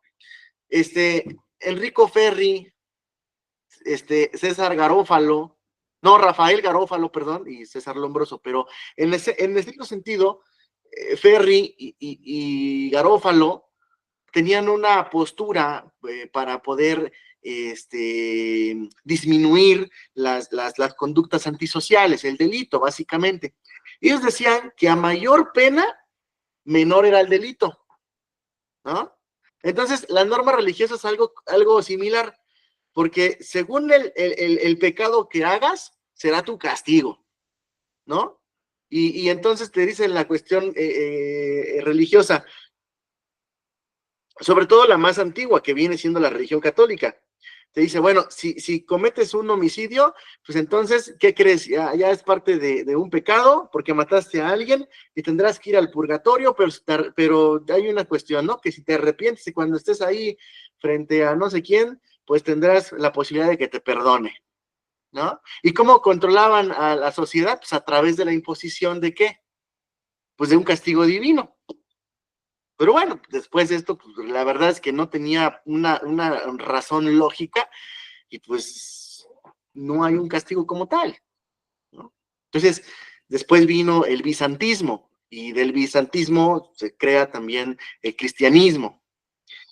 Y bueno, son temas religiosos que básicamente, pues ninguna religión hoy en día en la actualidad es vinculatoria para que te puedan privar de tu libertad, a menos de que dentro de las acciones realizadas por un ente religioso o congregación, las conductas que se realicen vulneren la esfera jurídica de un tercero o vulneren la cuestión objetiva, ¿no? Por ejemplo, los de la Luz del Mundo y su tema ahí que tienen con la explotación de menores y violaciones a menores y etcétera, ¿no? Son situaciones que bueno, también pueden ser sancionadas por alguna cuestión relativa a las congregaciones religiosas, ¿no? Que incluso la Constitución Política de los Estados Unidos Mexicanos te permite pertenecer y profesar la religión que tú gustes, pero siempre y cuando esto no sea contrario a un derecho objetivo, es decir, a un derecho que esté legislado y que proteja el bienestar y vea por los intereses sociales, ¿no? De una población, sí, de la sociedad, básicamente. Son temas, ¿no? Por ejemplo, también la secta esta famosa que surgió hace como, ya tendrá como unos 6 o 7 años, Nexum, que tenía participación de muchas personas del medio artístico, político, en el cual hacían orgías, tenían intercambio ahí sexuales no permitidos, se comprobó la explotación sexual infantil, la trata de blancas, y etcétera. Pues eso ya vulnera, ¿no? Vulnera a una norma objetiva, e independientemente, pues vas a ser sancionado. ¿Sí? Esa es la única posibilidad. Adelante, Miguel, creo que estás hablando. Sí, en esa secta del Nexum a las mujeres las marcaban entre la ingle y su órgano, ¿no? Reproductor. Algo ahí, ajá, de esas situaciones. Digo, la verdad es que yo no lo he visto, pero fue muy mediático, ¿no? Hace algunos años. Sí, sí lo es, sí lo es. Incluso hay documentales y demás que son bastante interesantes, pero entre estas situaciones es donde tenemos que diferenciar, bueno, cuál es el derecho objetivo y cuál es el derecho dispositivo, ¿no? Bueno, pues el derecho objetivo me dice que yo puedo profesar, perdón, el derecho dispositivo me dice que yo puedo profesar cualquier tipo de religión, ¿no? Pero si dentro de las conductas que se realizan en este ámbito religioso alguna vulnera un bien jurídico tutelado, entonces estoy vulnerando una norma objetiva, que en este sentido pues, sería el Código Penal. Ahí está también el caso de Sara Aldrete, ¿no? La narcosatánica, creo que la conocen así. Y esa cuestión de que hoy en día está muy de moda, de las religiones yorubas, de las religiones, bueno, de santerías les llaman, pues no es nada nuevo, ya existía, ¿no? Desde los años, muchísimos años atrás, pero, porque no quiero equivocarme, lo digo, muchos años atrás ya existía, que hoy en día ha cobrado bastante influencia social a través de las representaciones sociales. Eso es todo otro tema. Y esas representaciones sociales nos llevan a que, bueno, si somos analistas jurídicos, pues decimos, ¿cómo es posible que para que pertenezcas a esas situaciones de las santerías, de las religiones yorubas, pues tienes que tener un padrino, ¿no? Y que el padrino, cuando ya es gran padrino, pues es porque ya debe un no sé qué, y ha matado, ha privado de la vida a otra persona, y que para que pueda ser padrino tienes que privar de la vida a un animal. Pues esas cuestiones ya están atentando contra una cuestión objetiva. Eso ya no está permitido. Pero, ¿qué entra aquí? Aparte de una cuestión dentro del aspecto religioso, porque puede entra una cuestión moral, ¿sí? ¿Por qué? Porque pertenece a ti y a mí y a cada uno de nosotros decir si lo que estamos haciendo o lo que estamos realizando pertenece a algo bien o a algo mal, si es correcto o incorrecto. Entonces, ¿no? Ya depende de ti, pero si vulneras la esfera jurídica, independientemente de la norma que estés utilizando, pues puede ser sancionado por una norma objetiva. Bueno, hasta aquí dejemos esto porque se nos acaba el tiempo y tenemos que acabar. ¿Alguna otra postura? Los escucho antes de continuar. Bien. Bueno, convencionalismos sociales también pertenecen a las cuestiones de las normas. ¿Qué es un convencionalismo social? Todo el mundo lo hemos practicado, ¿sí? Cuando vamos a una boda, cuando vamos a una fiesta, cuando estamos con nuestros jefes en el trabajo, ajá, pues esa es, o cuando nos graduamos, ¿verdad? De la escuela, tenemos un comportamiento. Y nos dice, los convencionalismos sociales también se les denominan reglas de trato social, de cortesía o de etiqueta, las cuales permiten desarrollar una vida social más amena y cordial. O bien, conducirnos conforme a ciertas reglas establecidas para circunstancias y momentos determinados. En este sentido, los convencionalismos sociales son reglas de comportamiento que regulan los aspectos más comunes de la vida social e incluso de la vida política de un país. Así, por ejemplo, existen convencionalismos sociales que deben seguirse, como las formas de saludar, las maneras en que se sientan los invitados en una mesa a la hora de la comida e incluso ante la visita de un mandatario ejecutivo extranjero en suelo mexicano, o cuando va nuestro presidente o presidenta a suelo extranjero, pues será tratado de alguna forma y eso es un convencionalismo social, ¿sí? Bueno, pues todos hemos hecho en alguna forma un convencionalismo social y son formas aceptadas incluso dentro de lo ético, de lo profesional. Y no nos vamos tan lejos. Miren, si ustedes van a litigar en la Ciudad de México, contra litigar en el Estado de México, hay una gran diferencia en un convencionalismo social. Para que, bueno, en el ambiente del derecho de la abogacía, dicen que como te ven, te tratan. Y eso puede representar una figura discriminatoria. Sí, estoy de acuerdo. Pero cuando vas a una audiencia, sobre todo penal, pero sin dejar de lado también el ambiente civil, ¿eh?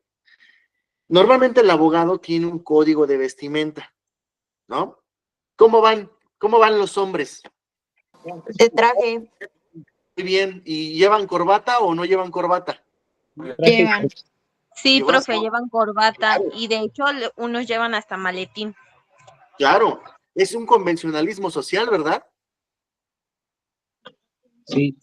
O tú, a ver, te lo pregunto, así en forma personal, ya tuteándolos, perdone, pero, a ver, ¿tú vas a dejar que te represente el abogado que llegó en pants, con tenis? No, No. porque no da seguridad de su trabajo. Exactamente. Entonces el derecho sí tiene un convencionalismo social que impacta en la ética profesional del abogado, ¿no? Pero en la Ciudad de México, como es pionera en proteger los derechos humanos y además en dar nuevas cuestiones de la no vulneración, no discriminación, ¿qué creen? ¿Que ustedes van a poder litigar en la Ciudad de México? De mezclilla y con camisa a cuadros y con, es más, hasta con chamarra, como ustedes quieran. No hay ningún tipo de problema. ¿Por qué? Porque dicen que se está discriminando a una persona por el hecho de cómo se viste. Adelante, los escucho. ¿Usted qué opina de eso, profesor? Yo opino que el abogado y el estudiante en derecho debe de comportarse como lo que es un profesionista jurídico, conocedor y que debe de asumir un trato social y que no debe de denigrar la profesión en ningún momento. Entonces, un abogado y una abogada, al menos en mi forma de pensar, sí debe de tener un código de vestimenta. Ah, ok. Perfecto, profesor, gracias. Muchos docentes lo van a ver. Muchos docentes les van a decir que el día de su examen tienen que ir formales, si no es que alguien ya se los impuso. ¿Sí? Yo no. Cuando son estudiantes, no les obligo a que hagan un examen formal o con una vestimenta formal, porque ahí sí considero que estoy vulnerando incluso sus derechos estudiantiles, porque yo no sé si ustedes tienen ropa formal, yo no sé si ustedes tienen que gastar dinero, yo no sé su economía, ¿sí? Pero cuando ya estás en un sector laboral, cuando tú ya formas parte de un despacho o tienes un despacho, entonces quiere decir que ya terminaste una formación profesional. Y en ese supuesto, entonces, sí es exigible, ¿no? Que tengamos un código en cómo conducirnos, en cómo llegar a una audiencia. Sin embargo, también soy consciente que no debemos de discriminar o vulnerar a una persona por su vestimenta. ¿Por qué? Por los derechos humanos. Nada más que es un aspecto, aquí radica, ¿no? Una cuestión ya más moral en mi parte, una cuestión de ética. Y bueno, pero eso pues ya lo dejamos de lado, no vamos a conflictuar por la forma de pensar de cada uno. Ustedes se darán cuenta, y la verdad es que pues en algún momento de mi vida fui estudiante y todavía lo soy, porque no dejamos de estudiar en el derecho. Entonces, sí, de verdad, como te ven, te tratan, y créanme que cuando llegan a su primera audiencia o cuando llegan con el actuario, o cuando no saben dónde promover o cómo hacerle en un tribunal, pues es difícil, y como los ven, los tratan. Es un consejo, nada más tómenlo, no es una imposición, es un consejo. Adelante, ¿quién va a hablar? Hola, profe, yo Nancy. Sí, sobre todo en el Estado de México tienden a ser muy discriminatorios en ese sentido. Esa es la ¿no? palabra, sí. Entonces creo que sí, o sea, dicen por ahí, ¿no? Que a donde fueres. Haz lo que vieres. Ajá, exacto, porque finalmente, pues sí es una cuestión de pues tan solo de darle un respeto a tu labor, ¿no? Y depende de donde estés, pues es el respeto que obviamente tú debes de promover a tu persona y a tu conocimiento, creo yo. Sí, son criterios y desde luego que influyen también en lo moral, porque ustedes sabrán si es correcto o incorrecto, ¿no? Sí, son criterios y son válidos, son respetables y nadie nos va a sancionar por el hecho de ir a una audiencia, pues en jeans, ¿no? Y nadie nos puede sacar de una audiencia porque lo que importa es que te acredites como licenciada o licenciado en derecho. Uh-huh. Pero nada más, son convencionalismos que en el derecho, en nuestra carrera, sí están bien marcados. Sí, todavía seguimos en esa cuestión, ¿eh? Y créanme que cuando tienen una asesoría, el hecho de que portes una vestimenta como un licenciado en Derecho o licenciada también, da mucho de que puedas lograr con un representado. Entonces, tómenlo nada más como un consejo, no es una imposición. Y créanme que de mi parte jamás les voy a imponer que vayan a la escuela de traje. El que guste hacerlo podrá hacerlo. Tienen derechos estudiantiles y les asisten, ¿vale? Y eso es parte del derecho dispositivo, ¿vale? Bueno, continuemos. Muy bien. Ahora bien, nos dice que la tesis de Lering nos permite identificar que la diferencia entre derecho y convencionalismo social radica en la diversidad de su fuerza obligatoria. De acuerdo con esta tesis, la diferencia entre los dos órdenes normativos es evidente, ya que el derecho tiene un cumplimiento obligatorio, no es potestativo, por lo que apoya su obligatoriedad en el poder coercitivo del Estado. En cambio, los convencionalismos sociales son reglas de comportamiento potestativo, pues su cumplimiento no es obligatorio, por lo que apoya su obligatoriedad en la presión psicológica. ¿De quién? Pues de la sociedad. Bien, García Maínez sostiene que los convencionalismos sociales son reglas de conducta exterior incoercibles, o sea, no sancionables, heterónomas y unilaterales. Bueno, ¿cuáles son las semejanzas y diferencias después de comprender en esta unidad de apoyo? Pues está bastante entendible en esta tablita. Tenemos al orden normativo, moral, religioso, trato social o convencionalismo y por último a las jurídicas. Si nosotros vemos estrictamente a la cuestión jurídica, ¿sí? Vamos a ver, miren, las diferencias junto a las demás. La cuestión de la norma jurídica es heterónoma, es bilateral, es interna, es externa, o sea que cumple con las dos características, pero es la única que es coercible, ¿sí? Que sanciona, que es obligatoria. Las demás, miren, las morales son autónomas, las otras tres son unilaterales y se cumplen bien. No necesitamos tener la participación bilateral, no necesitamos tener una participación generalizada, ¿sí? Las religiosas pues cumplen con ese aspecto y las de trato social también, pero no esencialmente. La norma moral, la norma religiosa se consideran normas internas. La de trato social, la de convencionalismos es una norma externa, ¿sí? Pero las tres tienen la característica de que son incoercibles, ¿sí? La única que es coercible es la norma jurídica. Bueno, en atención al cuadro anterior, ¿qué sucede? Podemos afirmar que las normas jurídicas son heterónomas, bilaterales, internas, externas y coercibles. Las morales son autónomas, unilaterales, internas e incoercibles. Las religiosas son heterónomas, unilaterales, internas e incoercibles. Es una clasificación. Mientras que las de trato social son heterónomas, unilaterales, internas e incoercibles.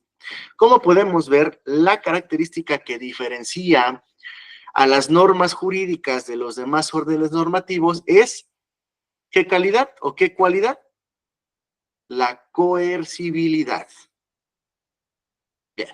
Actividad integradora en la clase. En este momento les voy a compartir esta actividad. Ya la tengo yo. Permítanme un instante, nada más la busco aquí. La tengo en yo. Y permítanme, ¿dónde está? ¿Dónde está? ¿Dónde está? ¿Dónde está?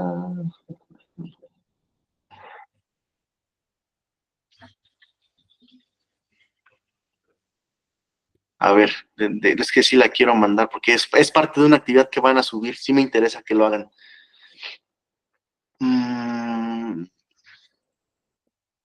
Copiar enlace. Y son el grupo 111, ¿verdad? Sí, profesor.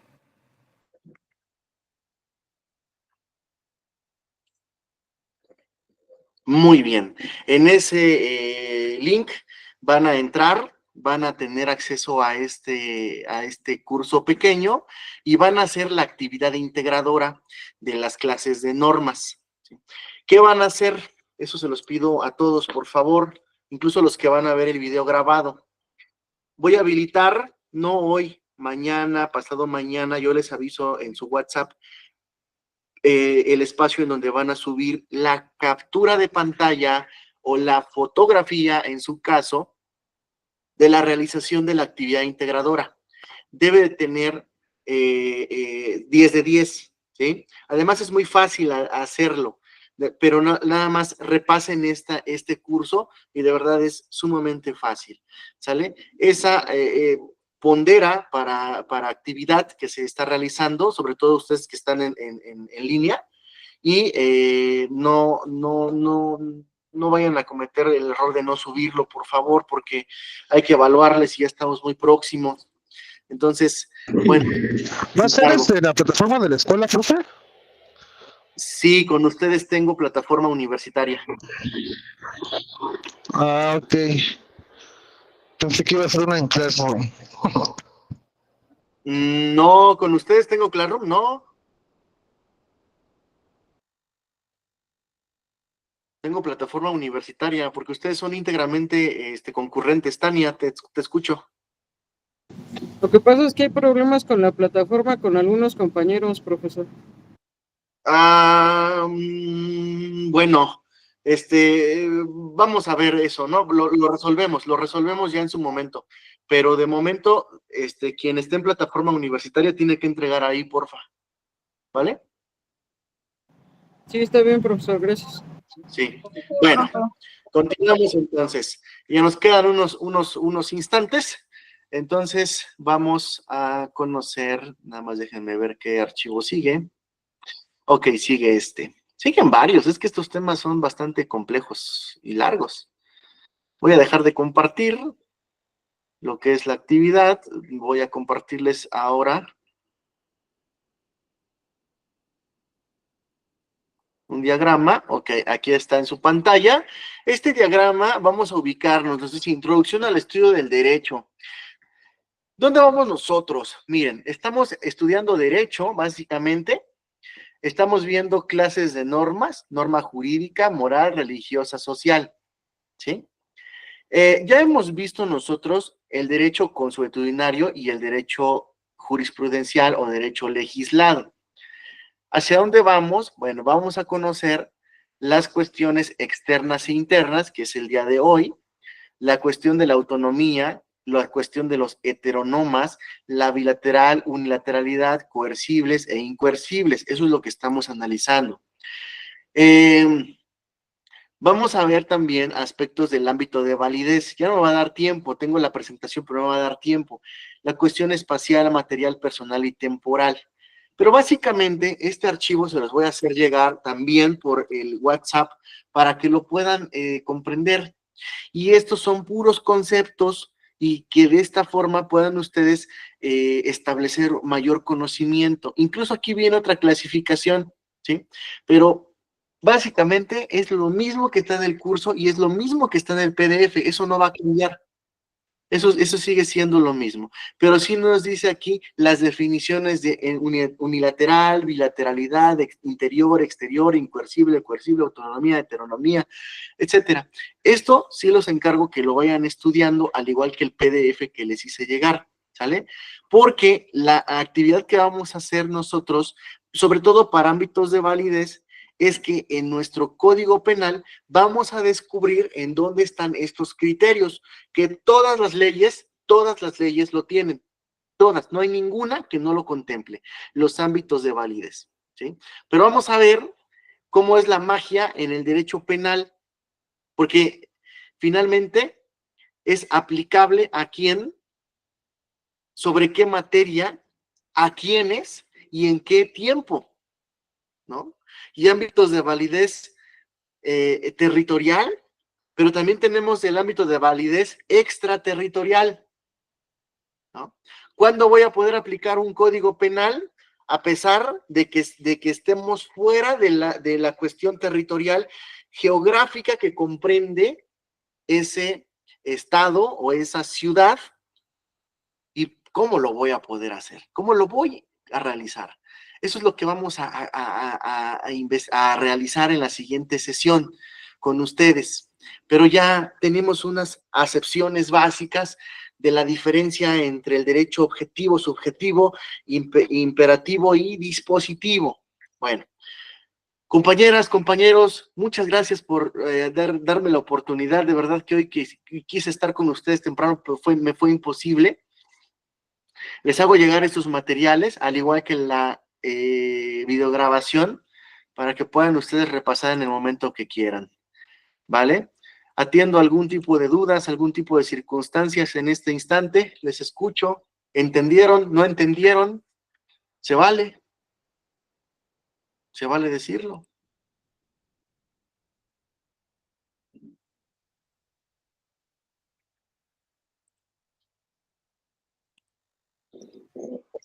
Pues yo siento. Bueno, pues si no hay más, entonces los dejo descansar y que tengan excelente noche. Detengo la grabación. Sí, ya escuché.